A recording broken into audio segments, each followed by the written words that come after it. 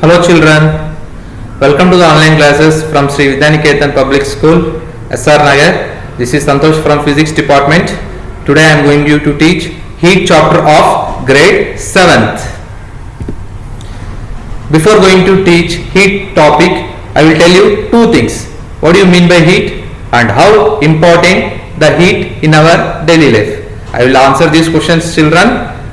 Heat can be defined as heat is a form of energy that travels from hotter body to a colder body. And second question is how heat is important in our day-to-day life. See children, without heating we cannot consume the food itself. For cooking purpose, heating procedure is very important. Always we will consume the boiled food itself, and if we consume food then only we will get energy, then we will work. Therefore heating is very important in our day-to-day life. Let's come to the concept map children. Heat is classified into three subtopics. One is measuring temperature, and the another one is reading a thermometer, and third one is transfer of heat. I will show you one picture children in the next slide. That picture shows how the heat will be transferred from hotter object to a colder object. See children, in this picture one hot tea is there and one cold tea, iced tea is there. See, always the heat will be transferred from this hotter tea to colder tea. Always, I said in the definition itself, always the heat will be transferred from hotter tea to colder tea. Here hot tea is there and here cold tea is there. Here the red lines indicates that heat will be moving towards cold tea, and the blue line indicates heat is absorbing from the hot tea. Therefore here heat will be transferred from hotter object to colder object. Next, measuring temperature. What do you mean by temperature children? Temperature is a measure of degree of hotness or coldness of a body.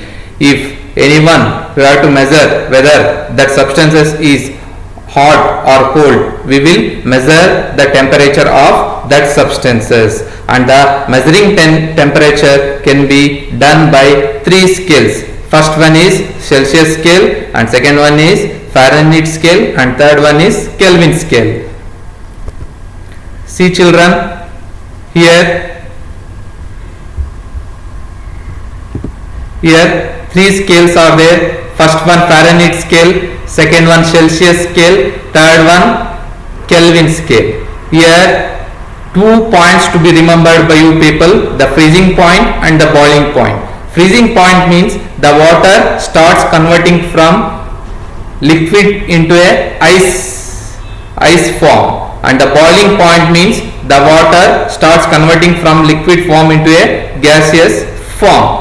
And the freezing point and the boiling point will be different for three scales. And for Fahrenheit scale, the freezing point is 32 degree Fahrenheit and the boiling point is 212 degree Fahrenheit. And for Celsius scale, the freezing point is 0 degree Celsius and the boiling point is 100 degree Celsius. And the Kelvin scale is the freezing point is 273 Kelvin and the boiling point is 373 Kelvin. Thus the values of three scales will be different. And one more difference is that here the divisions are divided into 180 divisions. The divisions which are divided in the Fahrenheit scale will be 180 Fahrenheit divisions, and in Kelvin scale it is divided into 100 divisions, and whereas in Kelvin scale it is divided into 100 kelvins. Now let us know about how to convert the degree Celsius to a Fahrenheit and Fahrenheit to a degree Celsius. Here are the three formulas children. You have to always remember these formulas to convert Celsius to Fahrenheit and Fahrenheit to Celsius. First formula is C is equals to 5 by 9 F minus 32, and second formula is F is equals to C into 9 by 5 plus 32, and third formula K is equals to C plus 273. And here is the one example I will show you children. Convert 37 degrees Celsius into Fahrenheit. We will use the second formula, F is equals to C into 9 by 5 plus 32. And if we put the value of 37 degree into the value of C, means directly we are going to get the answer. We got the answer 98.6 degrees Fahrenheit. This is how we are going to convert degree Celsius to Fahrenheit and Fahrenheit to Celsius. Next, reading a thermometer and its types. What do you mean by thermometer? Thermometer is an instrument to measure temperature. For measuring temperature, we will use thermometers. And thermometers are classified into two types. One is laboratory thermometer, another one is clinical thermometer. The laboratory thermometers are used to measure the temperature in the labs, and the clinical thermometers are used to measure the temperature of human bodies. And here is the chart. What are the similarities and the differences between laboratory thermometer and clinical thermometer, children? In the two circles, the middle part always show you the similarities. What are the similarities? Means both are used to measure the temperature, and both will use the mercury at the bob of the thermometers. And one question here, children, why we are using mercury in the thermometers and in the Celsius scales? See children, mercury have the capability of expanding fastly when it absorbs heat. Therefore, we will use mercury. And here laboratory thermometer, it has longer than clinical thermometer, and whereas clinical thermometer is short and the ranges is different from two thermometers, whereas laboratory is 10 to 110, whereas clinical is 35 to 42 degrees Celsius. And here that in laboratory thermometer, the thermometer is used to measure the temperature of different objects, and whereas clinical thermometers, it is used to measure the temperature of human bodies. These are the picture of laboratory thermometer and clinical thermometer. Here the value is coming in terms of digits, children, therefore we can call it as digital thermometer. And always while measuring the laboratory temperature, we should keep the laboratory thermometer to the eyesight level like this, and we have to read the value. And next topic is the children, transfer of heat. I said already, heat travels from hotter body to a colder body. The transformation of heat takes place in three steps. One is conduction, another one is convection, another one is radiation. Conduction takes place in solids, and convection takes place in liquids and gases, and radiation, there is no medium required for radiation process. And convection process again divided into two types. One is sea breeze, another one is land breeze.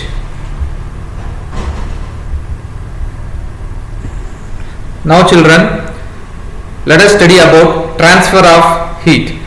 I said already in the previous slides, the transfer of heat occurs from hotter body to a colder body. The transformation of heat takes place in three steps. One is conduction, another one is convection, another one is radiation. Conduction process only occurs in solids, whereas convection process occurs in both liquids and solids. And radiation, there is no requirement of medium for the radiation process. Conduction is a process in which there are two types of conductors are there. One is insulators, another one is good conductors. Good conductors are the conductors which allows the heat to pass through them. Example, iron, copper, these are good conductors. Bad conductors are the conductors which does not allow to pass through them. Those are wood, stone, these are bad conductors of heat. Next, while coming to the convection process, it is a process, the transfer of heat occurs in both solids and liquids. Let's take into the picture of convection process. Again the convection process is divided into two types. One is sea breeze, occurs during daytime, another one is land breeze, occurs during night time. And last process is radiation process, children. There is no requirement of medium for radiation process. Example, the sun heat directly transfers to the earth. Let us see how the sea breeze and land breeze occurs. See children, these are the pictures of sea breeze and land breeze. In the sea breeze, it occurs during daytime. What happens means the hot air in the land enters into the sea and the cool air in the sea enters into the land. Therefore, the interchange of hot and cold takes place. This one we call it as sea breeze. It occurs during daytime. Whereas in the land breeze, the hot air in the sea comes to the land and the cool breeze in the land enters into the sea. This occurs during night time. This is called as sea breeze and land breeze. Next, radiation process. Already I said there is no requirement of medium for radiation process in the transfer of heat. Whatever the heat will produce, it will directly transfers from one hotter body to colder body. Good example is sun's radiation directly reach to the earth. Sun's radiation directly reach to the earth. There is no requirement of any medium. In the free space, there is waves will be there. That waves transfers this heat. This is called as radiation process.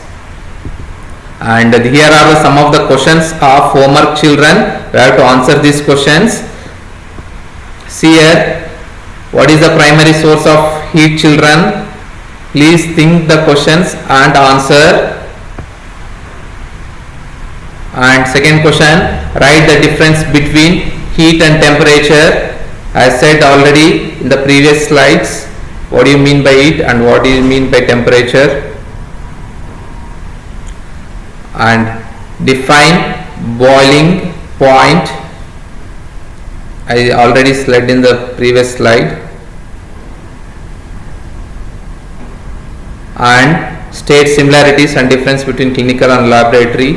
And I already explained both the thermometers having mercury in their bobs of the thermometer, and both are used to measure the temperature also. And what is the difference between conduction and convection? Already in the previous slide I explained. And one problem I had given children, convert 100 degree Fahrenheit into degree Celsius. Use that formulas and convert it.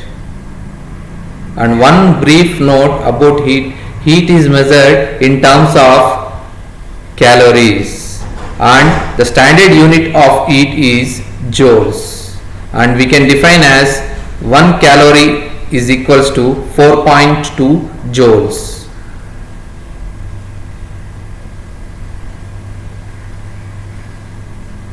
And this completes the chapter of heat children. Thank you. If you have any doubts, you can ask me. Thank you children.